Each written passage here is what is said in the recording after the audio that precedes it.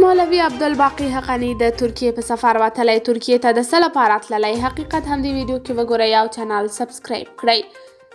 د طالبانو د لوړو زده کړو سرپرست وزیر مولوي عبدالباقي حقانی د یو پلاوي په مشرۍ د هیواد د لوړو زده کړو لپاره د مرستو راجلبولو په موخه پرون ماښام د ترکیې په رسمي بلنه دغه هیواد ته سفر وکړ. د طالبانو په یوه اعلامیه کې په دې اړه راغلي په پام کې ده چې د لوړو زده کړو سرپرست وزیر به په دغه سفر کې د افغانستان د تحصیلي نظام د ځواکمنتیا، د تحصیلي بورسونو زیاتولو، د دواړو هیوادونو د پوهنتونونو ترمنځ د اکاډمیکو همکاریو او ګډ څیړنیزو پروژو په برخه کې د یاد هیواد د مرستو راجلبولو په موخه د دغه هیواد له یو شمېر چارواکو سره وګوري. د طالبانو د لوړو زده کړو وزیر په داسې حال کې ترکیې ته په سفر تللی چې دغه هیواد هم پر نجونو او ښځینو د طالبانو د تعلیمي قیوداتو د منتقدینو څخه دی.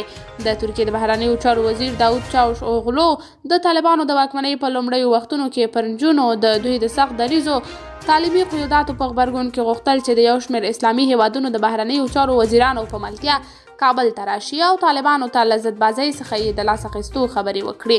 ویل کېږي چې همدغه سفر سره د طالبانو نه لیوالتیا له دوی څخه د ترکیې د هیلو کمېدو سبب شو او څنګه چې دواړو لوریو تمه لرله په هغه ډول یې اړیکو وده ونه کړه. قدرمنو لیدونکو، تاسې د دې موضوع په هکله څه نظر لرئ؟ په دې اړوند خپل نظریات راسره کمنټ کې شریک، ویډیو لایک او چینل هم در سره سبسکرایب کړئ.